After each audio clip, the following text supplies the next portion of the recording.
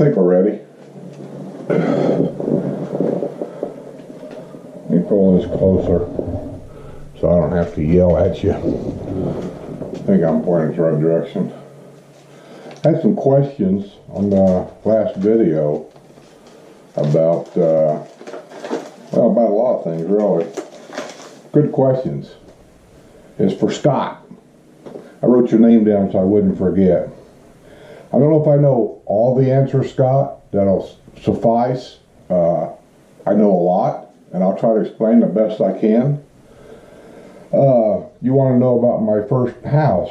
It was in the village of Caroline, which is a stone's throw from Sumter Landing, which I've said before was my favorite square. We had a patio villa because I was still working. A patio villa. It was 2-bedroom, 2-bath. Their houses are fairly close together because they're was basically made for the part-time person. They're ideal for that. The yards are small.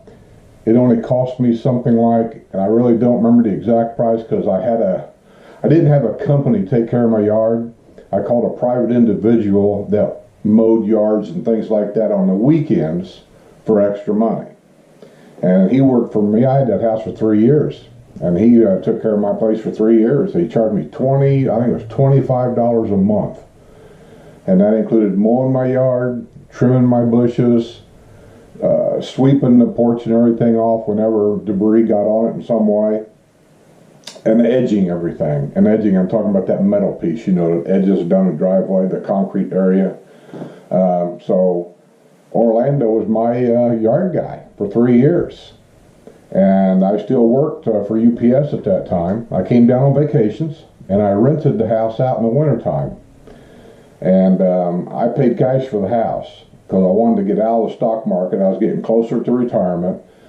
And after that last fiasco in the stock market, it made me a little nervous.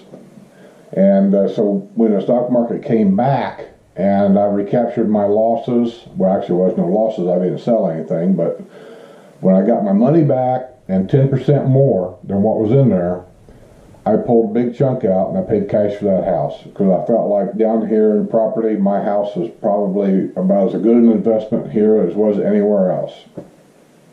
And so we rented it out in the wintertime. Now, not having no house payments, I got $3,000 a month for January, February, and March. And I only rented it out for 3 months to one person, one couple. I didn't rent it out a month to one person, a month to another person, and a month to... It's just too much trouble. So I rented it out to one person 1 year, and because I don't know if he just liked the area, I don't know if he just trusted me, I don't know. But that was the same person, him and his wife, from Canada, that rented my house out for those 3 months every year that I had it for rent. And I never had a problem once. October, I rented it out to a guy in England. And from that day forward, that same guy from England rented my house out every October. So I can't complain about my patio bill at all. I made enough money when I rented it out that it paid all the bills all year long. All the electric, all the insurance, all the amenity fees, it paid it all. So basically the house didn't cost me nothing, and the house value was improving at the same time. So I did well. I like the patio villas. I did not have the one, I had a colony patio, and I did not have the one with the volume ceilings. If I had to make any recommendation to anybody on the patio villas, and it doesn't make a big deal, a difference on anything, trust me. There's pros and cons. But the volume ceilings in a patio villa just seems to give it more of an open air feel about it. But the low ceilings has their advantages too, and I'll tell you what they are. The main advantage is it takes less energy of air conditioning, which is the main source of power here, is that you're going to use as air conditioning. When the 8-foot ceilings when you got a house with 8-foot ceilings only, it's easier to air condition. When you have the big high-rise ceilings, the heat rises and it just takes more to heat it, or air conditioning. That's it. That's a very simple problem. So I've got high ceilings here because I like them, but I will tell you my air conditioning here runs more than it did up there. So what do I think of courtyard villas? They're great. They're just like a patio villa, except they got the enclosed backyards. All the courtyard villas, basically north of 466, other than a couple of neighborhoods that were put in late after they could not sell the property to real estate people. Not real estate people. Commercial people. They had land set aside that they thought they were going to use for commercial use. That land did not get sold. So then the villages decided, instead of just sitting there, let's do something. So they built courtyard villas. One of those is called Hacienda. And Hacienda is full of a bunch of villas. They're almost all 3 bedrooms. They're almost all 2-car garages. And as far as I know, they all start at $300,000 and up. I think that's a bit pricey for a courtyard, but I've been in them. I've been in 4 or 5 different ones. And I gotta tell you, the inside of them are great. They're gorgeous. I don't know anybody that's ever walked into any of those courtyard villas up there and walked out and said they just didn't like them.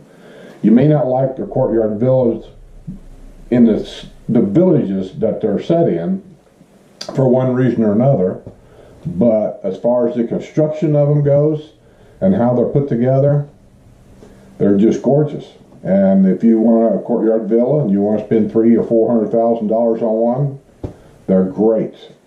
And there's another one down by Brownwood. It's basically the same way. It's called, I want to say, the Courtyard Villas of Adele, something like that. You can Google it, and it's the same way.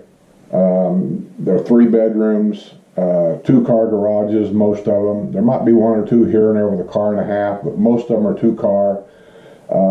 Tray ceilings, they're gorgeous, but they're 300 and up. So just keep that in mind.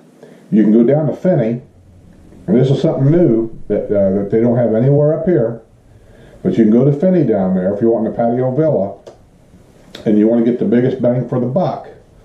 I was down there yesterday. There's a video that you've probably already seen by now, because I don't know when this one's coming out. 2 different ways. Well, actually 3 different ways you can buy a patio villa. The patio villas are basically patio villas. They're all basically the same layout. It's all about the garage. And whether you get a corner lot or if you don't get a corner lots are more sought after because of space. But they had patio villas down there with 2-car garages on them. And I mean a full 2-car garage.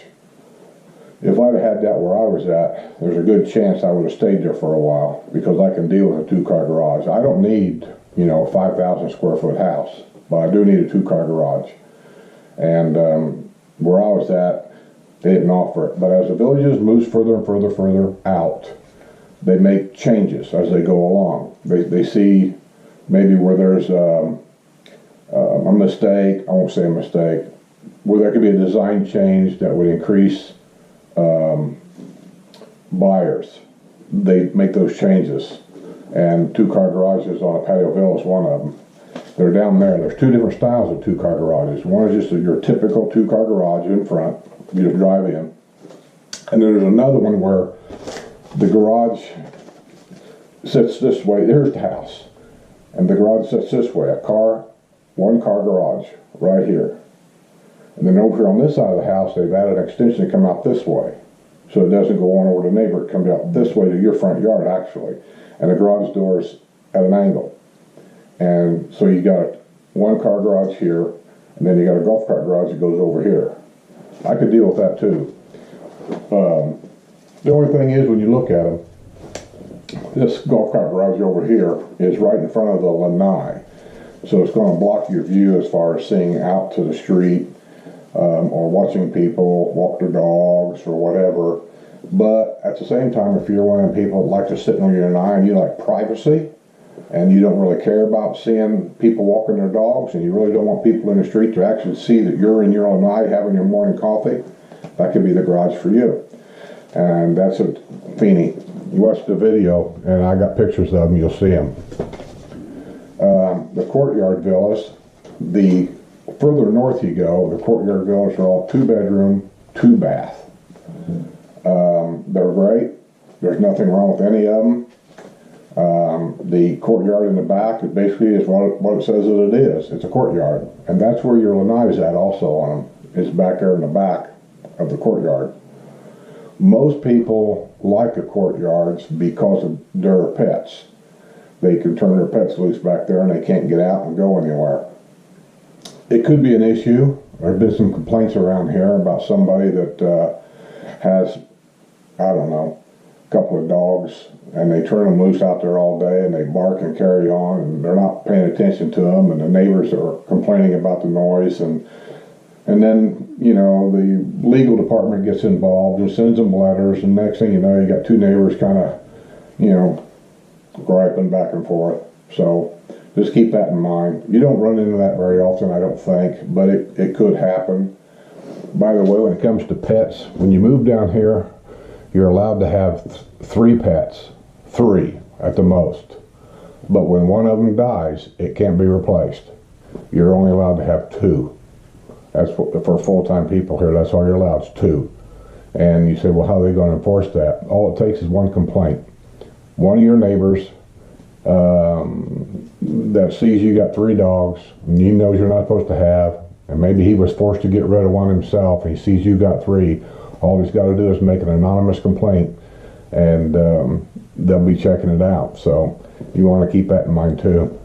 2, that's all you're allowed, and that includes cats. That includes your dogs. If you got 1 dog, it's 1 cat. You can't have 2 dogs and 2 cats or anything like that. But the courtyards are great. One thing you might think about on a courtyard, though, is one side of your house, yard, connects with the neighbor. So if you walk in your backyard in a courtyard, you're actually going to see your neighbor's garage wall right there. It acts as kind of a fence, and then they tie in the fence behind that and go on out to the back. So you have to sign a paper with the village just saying that if your neighbor needs to have any kind of work done on that section of that garage, or maybe do some roofing or put on a gutter or whatever they're going to do, you have to give them access to your backyard so they can work on your neighbor's house. Same goes for you. Your house is going to be in your neighbor's yard. So if you need any work done to your house, like get painted or something, then they have to give them access to their yard to work on your house. And that's just the way it works. Oh, let's see. Why I like Lake Sumter. What's there not to like about Lake Sumter? One is the lake. It's a huge lake. They got a boardwalk that goes around it. They got boat rides. So when your grandkids and kids come down and visit, it's just a little activity you can do for like $2 a person. It's not much. They take you a little boat ride around the lake, and they got these stories they make up about it. You know, it's fun. The square itself is bigger for the dancing and whatever. It's just a bigger square, and it's not a lot of shaded areas, but it's got more shaded areas than a lot of the squares do. And then it's got the Key West theme look about it, which just attracts everybody. And you know, I just like Lake Sumter. I just do. The patio villa we had there in a golf cart. Oh gosh, I had an electric cart too, so it wasn't the fastest thing in the world. I'm gonna say 6 minutes, 7 minutes, and I mean from my house to the downtown square, 6-7 minutes. But they got Panera Bread, which has got a huge front sidewalk that wraps around it, which is a great place to go to have lunch or coffee or whatever. And then they got Starbucks down there, which I'm a fan of that. Shopping, and they got a lot of restaurants. It's just a nice area. I don't really know how to describe it other than I like it. Now, there's some things about it I like in Brownwood better than there. I'll tell you a couple of them. One is our movie theater. We have a better movie theater. Everybody will tell you that. Our seats and the amphitheater in there, the way it's built, it's just a better theater all the way around. Price ain't no better, but it's just a better theater. And the other thing is like Cody's Roadhouse, which is a steakhouse. It's kind of like You've probably been in these different restaurants that serve a lot of steaks and stuff, and they give you a bucket of peanuts and they throw the shells on the floor. Texas Roadhouse is one. That's what Cody's is. It's kind of like that, just a different name. You go to Lake Sumter, and they got plenty of room for everybody to sit, but they're really kind of restricted on large groups of people and how to set them. You go in there with, say, 30 or 40 guys, and you all want to sit together. They can do it, but they may have to wait until somebody leaves, and you may have to wait, or they may have to set you up in two different areas. Our Cody's has a outside seating area that's huge, and we have a men's beer day here every Thursday. It's a simple little thing that we started at my house years ago, and it's still going to this day. And in the wintertime, when the snowbirds are down here, there could be 40 guys that go down there to drink beer and shoot the shit. And that's what we do. And when we go down there, it ain't no problem. They just start sliding tables together, and we just take over the place because they got plenty of room. There's a couple of little differences between the two, but I still like Lake Sumter a lot. And also, on Lake Sumter, if you look on the map, you got Spanish Springs to one side of you. You got Brownwood to the other side of you. And Lake Sumter, as of right now, for the 3 squares we have, Lake Sumter's in the middle. So, get in your golf cart and turn to the right, go about 20 minutes, you're going to be at Spanish Springs. Get in the golf cart, turn to the left, about 20 minutes, you're going to be in Brownwood. So, it's kind of nice to be in the middle of everything. Neighborhood Watch. That's a village's activity, really. They generally hire, as far as I know, because I work there, people that live here. So if you're coming down and you want to work part-time, there's lots of jobs here. The gate operators that open and shut the gates and help people that come in that they're lost. They're looking for Grandpa's house. That's what they do at the gatehouse. I done that. Neighborhood Watch, basically, it's a no interaction system, I'll say. In other words, they cruise around 24/7. It never stops. And they're looking for anything that's out of place. And I mean anything. And people were there like late at night that should not have been there. Neighborhood Watch won't interact with them. They get on the radio, they call dispatch calls the sheriff goes out there, and then maybe Home Watch can kind of point them in the right direction, where they're at. And there's been people arrested here trying to steal lumber, trying to steal refrigerators and stoves out of new houses. It happens. They've also saved lives. One of the things that they do offer that most people don't even know about, it's not advertised. If you have a loved one in your house, say, that has some kind of a sickness where somebody needs to check on them like once every 4 hours or something, that you give, and you're still working or whatever, and that happens here, you call Home Watch and you give them your address and your phone number and the information they're going to need, and what they'll do is they will call your house every so couple hours or whatever's required, and they'll check on that person for you. If that person does not answer the phone when they call, they'll try it twice. And if that person doesn't answer the phone the second time, that's when they'll send Home Watch out.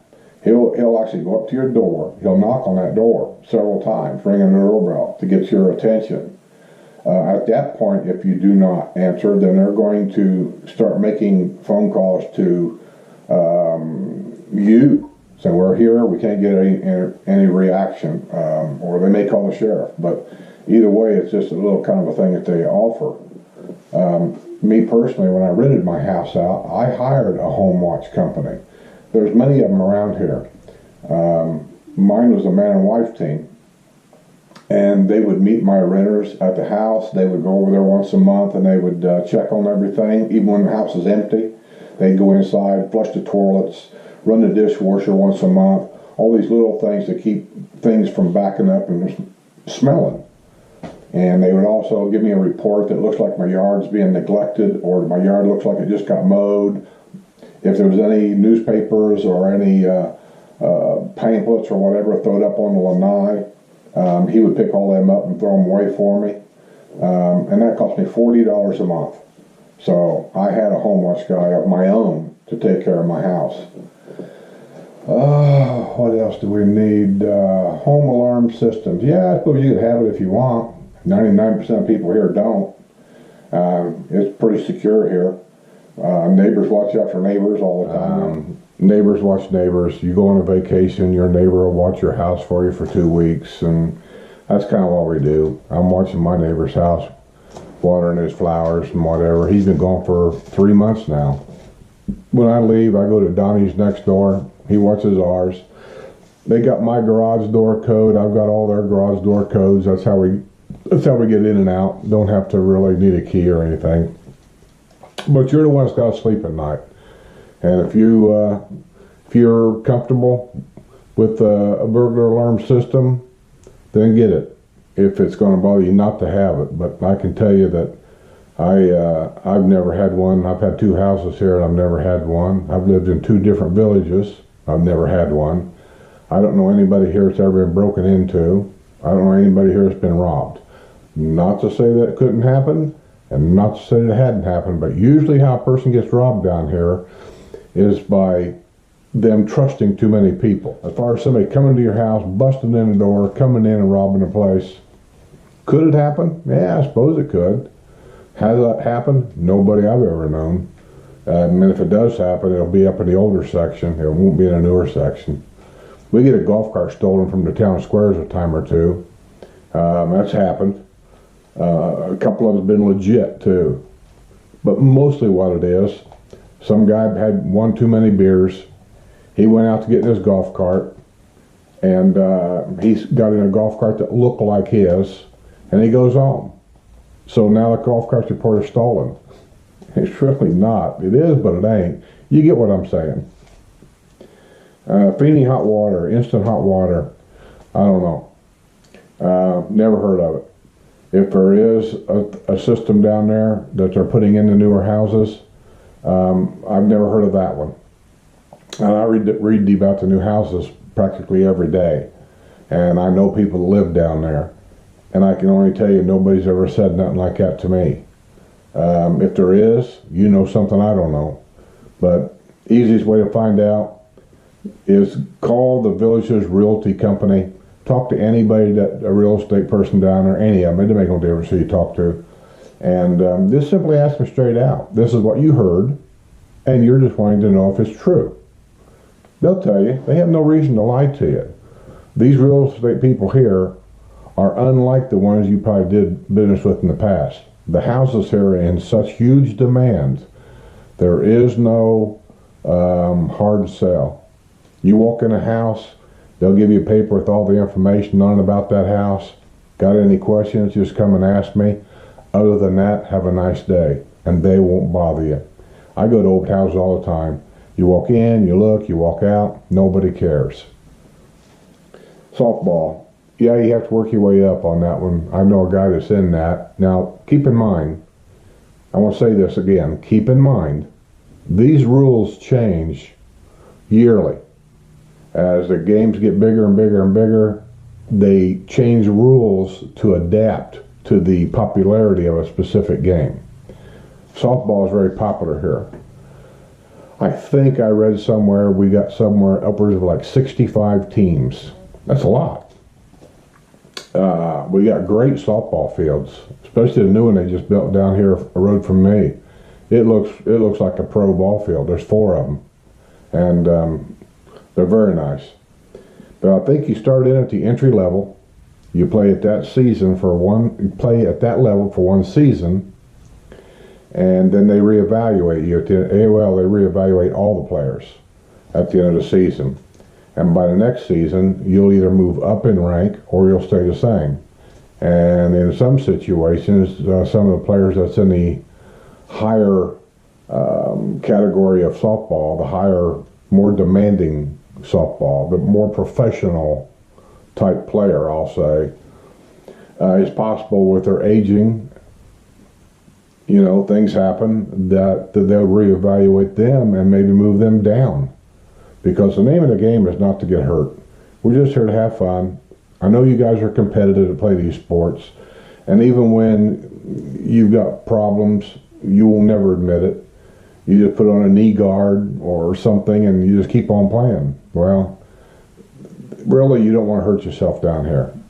And they don't want nobody dying. And I don't say that lightly. I think it was 2 years ago in a softball game. It wasn't in the same game. It was different games. But in that year, I think 2 players died from heat exhaustion.